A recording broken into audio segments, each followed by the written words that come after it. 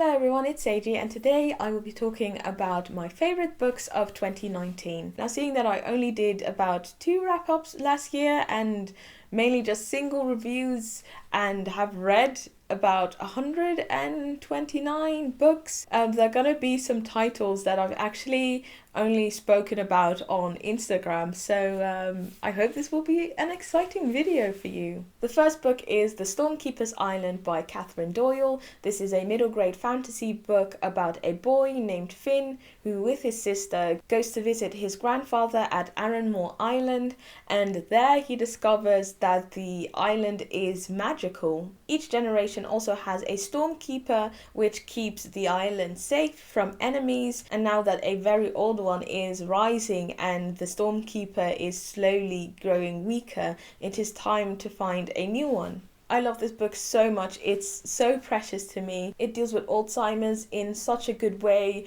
The main character Finn is such a good rep against toxic masculinity. This book shows a young boy being vulnerable and struggling with things. It shows that it's okay for a boy to be sad or cry about things, and that doesn't make them weak. Besides that, there is a lot of banter. I laughed a lot reading this book. But yeah, it really got to me at the end, and I can't say that I didn't shed any tears. The next book is Red at the Bone by Jacqueline Woodson. This is a story about 2 African American families who are tied together by an unexpected pregnancy. This is actually the first book that I've read that was written by Woodson, and I was just blown away. She's one of the most extraordinary authors whose work I've had the privilege to read. I read this in one sitting, and there was nothing that I did not love about this novel. I loved how she so frequently changed from perspective and wrote with such authenticity, as well as she effortlessly shifted through time, displaying the diversity of Black people, because although the 2 families are African American, they are vastly different in social status, and that type of diversity is something that I have rarely seen in the literature that I've read previously. So this was such an enthralling read for me. The next one is Pet by Akwaeke Emezi. If you haven't read their work, you should. You are sorely missing out. Oh my gosh. This is about a girl named Jam who lives in the town of Lucille, in which they say are no monsters. Then one day, Pet arrives, emerging from one of Jam's mother's paintings. Pet hunts monsters and claims that there is a monster now in Lucille.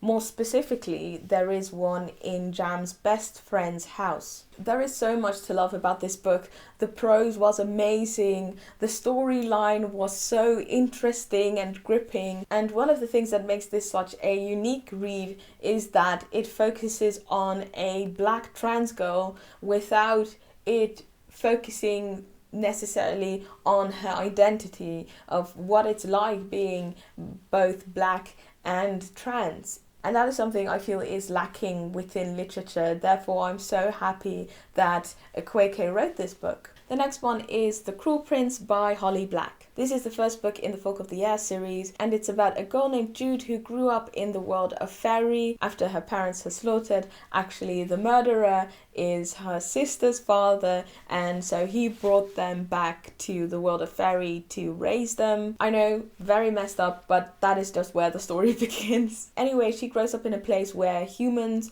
are incredibly vulnerable, and this series follows her getting caught up in several schemes and sort of rise up in the ranks and become more powerful. Out of the 3, this definitely was my favorite. This was, I think, also one of the first young adult books that I'd read in a very long time, and I just enjoyed it so much. I mean, all of the scheming and the enemies to lovers trope, which I didn't know that I liked so much. Yeah, it was great. I loved all 3 books. I know with the 3rd one there were quite a lot of people that were disappointed. They felt that it was rushed and that it was very fast.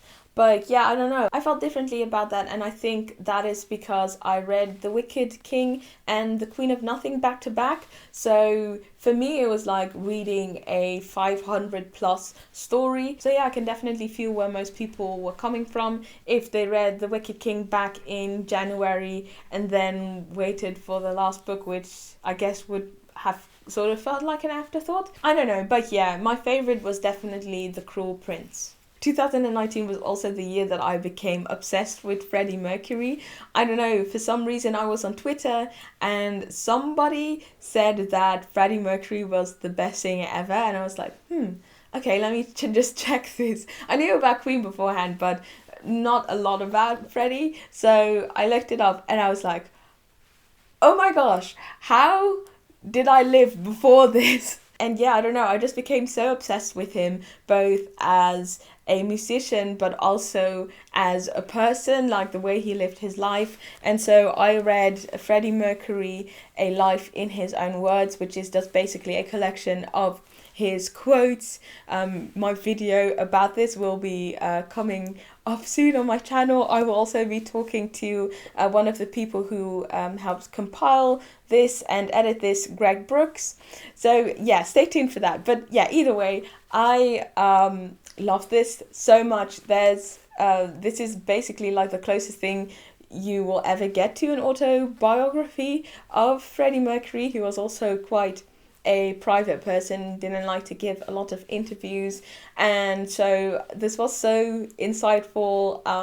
Yeah, I don't know, I just look up to him as a person. There's just so much that I see in him that I strive towards. So yeah, I'm just very happy that this book exists. Another of my favorites is Stronger, Faster and More Beautiful by Arwen Ellis Dayton. This is a young adult science fiction novel. Basically, it contains 6 short stories that are all placed further and further into the future, exploring different ways how we in the future might modify ourselves. I mean, think about changing our eye color or our skin color, or even getting like mods in the sense of, I don't know, wings, or turning ourselves into like half android, half human entities. And I've never read anything like it, so it was very eye-opening for me, and it really made me want to read more science fiction books. Then also City of Girls by Liz Gilbert. I mean, how could I not have this on my list?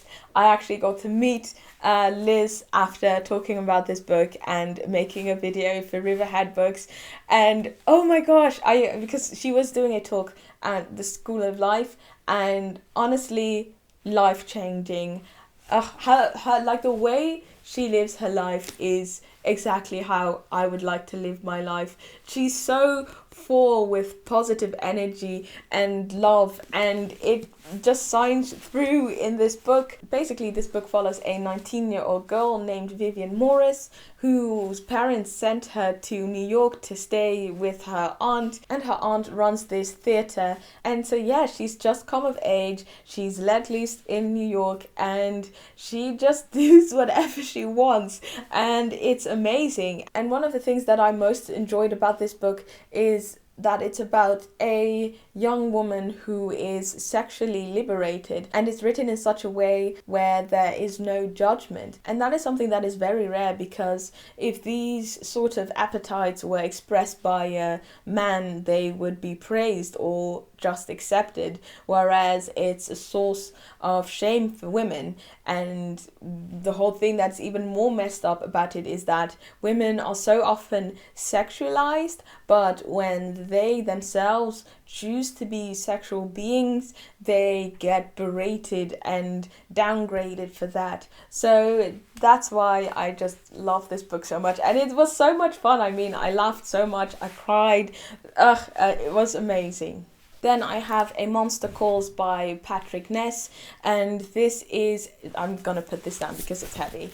This is a story about a boy whose mother has been diagnosed with cancer, and so it shows him struggling with his situation. To make matters worse, he also gets bullied at school, and his grandmother, who he doesn't get along with, now has to take care of him because his father, who left him and his mother for another woman, doesn't want to. And so this monster comes knocking on his door and tells him that he has 3 tales to tell him, after which Connor himself will have to tell the last one. This was such a beautiful and heartbreaking story. I could almost not get through the book because I couldn't see the pages through the tears. I connected with Connor on so many levels, and I don't know, it's just one of these stories that I didn't easily forget. Then I have another fantasy series, and it is The Mirror Visitor by Christelle Dabos.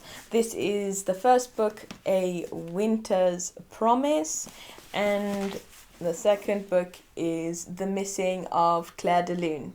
So yeah, it is a YA fantasy series translated from the French to the English by Hildegard Serle, and it is my favorite fantasy series of all time, basically. What I love about it so much is the magic system, in the sense that all of the magic is related to time and space, and the boss does it in such a clever way. This series is set in the future after an event that is known as the Rupture, which basically blew Earth into small pieces called arcs, and each arc has a certain affinity to either time or space or both. For instance, our main character Ophelia comes from Anima, which is a place where people can animate objects or read the history of objects by touching them, and even teleport by walking through mirrors. The story starts when Ophelia learns that she has been promised to a man named Thorn, who lives on an entire different arc called the Pole. This is peculiar because usually people don't get married to people from other arcs. Anyway, Ophelia is basically forced to marry this guy, and so she travels all the way to Pole, and there she joins the court. But then she quickly realizes that she's actually just a pawn in a huge scheme. And that's basically what the series is about. What I really liked about it as well is that you have a main character who is the underdog, and she seems very quiet. She's very clumsy, so people don't really think a lot of her. But as you read through the series, you actually notice how strong she is and how much stronger she is than most people there. And I don't know, I just love it so much. And it has this sort of enemies to lovers trope as well. So yeah, I just love it so much. So the series is actually a quartet which was completed back in November, but the last two still need to be translated. I believe the third one is coming out in May, and then the fourth one will probably come out in 2021. So I can't wait to finish this series. And then I have the last three books, one which is actually my all-time favorite. So 2019 was the year I got introduced to Seanan McGuire's work, and oh my gosh, I feel so privileged to have been able to read her work because it is stunning. So the books that I picked were Every Heart a Doorway, Down Among the Sticks and Bones, and lastly Middlegame, which is my favorite. So these two are actually part of a series called The Wayward Children. This series is about children who found doors to fantastical worlds that fit them perfectly, and for some reason they were thrown out or they had to leave, and now they are stuck in like basically the real world again, and they just hate it because they're not home and they're just trying to find a way back. So that's basically the entire series. We follow different characters who have gone to different worlds, and I just love it so much because it has so many influences. Each world is vastly different from the others, and basically every single character has an interesting story to tell, and it's just so well written. I love Maguire's style, everything about it. And yeah, I've read 4 of the 5 books, and those 2 were definitely my favorites. Then lastly, let's talk about Middlegame. I will never not talk about Middlegame. I love it so much. It's a dark fantasy, and it's about this alchemist who is trying to embody entities that will be able to describe the world so that he can raise to the highest power and basically rule over the entire world as a god. And yes, that is the best explanation that I could possibly give you. It follows Roger and Dodger. Roger who embodies language and Dodger who embodies mathematics. And if you've watched my videos for a while, you'll know that I love language and I love mathematics. So this book is perfect. It also has quite a bit of chess in it as well, and I actually started playing chess because of this book, and it's been great. I love it so much. Anyways, it follows these two twins who are these embodiments, and they slowly start to realize what's going on. Anyway, just read the book. It is amazing. I'm so happy also because I've been talking about this so much on Instagram as well, and I'm also really excited because I managed to convince two of my friends, Jenna and Nadia, to read this year, so I'm really excited to see what they think about it. Let me know if you've read it, what your thoughts were. I loved it. If you want to know more about this book, you can watch my review that I did on it. I went the 400 yards or whatever the saying is. I loved it so much. It was just so dark and so perfect for me. It's such a personal book for me, and yeah, it's amazing. I will cherish this for the rest of my life, basically.